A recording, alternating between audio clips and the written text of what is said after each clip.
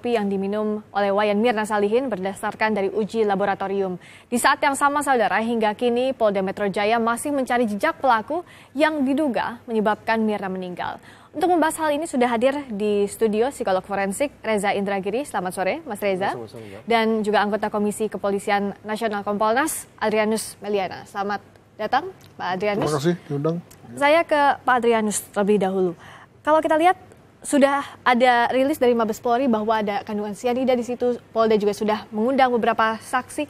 Lalu apa yang menjadi sebab polisi sulit untuk mengungkap tersangka ini, untuk menetapkan siapa yang menjadi tersangka? Ya karena polisi memainkan yang namanya due process of law, yakni proses pembuktian yang setinggi-tingginya, yang paling hati-hati gitu ya, dengan metode yang juga paling menjunjung tinggi supremasi hukum. Jadi bayangkan misalnya kalau kita berada pada zaman 20 tahun yang lalu, ya maka pihak-pihak yang dicurigai itu bisa kemudian diinapkan di mana gitu ya, lalu kemudian dipres 2 hari 2 malam nggak tidur ya. Lalu kalau perlu dibuat sedikit kekerasan, nyanyi tuh gitu ya. Artinya keluar semua hal-hal yang diperlukan oleh polisi. Tapi hati-hati bukan berarti sulit untuk mengungkapkan tersangka dari polisi. Salah satunya karena sulit gitu ya. Jadi tadi kalau misalnya dengan mudah si para pihak-pihak yang diduga ini kemudian ngomong bahwa saya adalah pelakunya, tentu mudah kan. Masalahnya adalah bahwa mana ada saksi atau calon tersangka yang mengaku. Untuk itu maka kemudian perlu digiring, dicocok-cocokkan satu keterangan dengan yang lain. Nah inilah yang kemudian lalu menjadikan lama. Status sebagai saksi itu juga memang persulit, karena sebagai saksi dia tidak kehilangan hak asasinya, yakni kebebasan.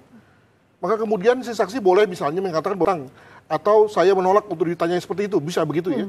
Sehingga kemudian lalu polisi harus memadukan antara ketangguhan mewawancarai, ditambah dengan tadi beberapa fakta-fakta fisik gitu ya. Nah fakta fisik sudah cukup, cyanida, demikian. Yang diduga kuat menjadi, bahkan dikonfirmasi oleh polisi menjadi penyebab kematian dari Mirna. Sianida dilakukan untuk membunuh Mirna dalam kasus ini, apa yang Mas Reza baca? Itu sebuah pilihan cepat bisa mengakibatkan orang kehilangan nyawa. Dari sisi itu memang sangat cerdas. Tapi juga saya katakan pilihan yang bodoh, kenapa?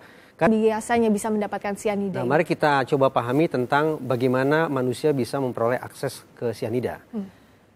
Di sekian banyak negara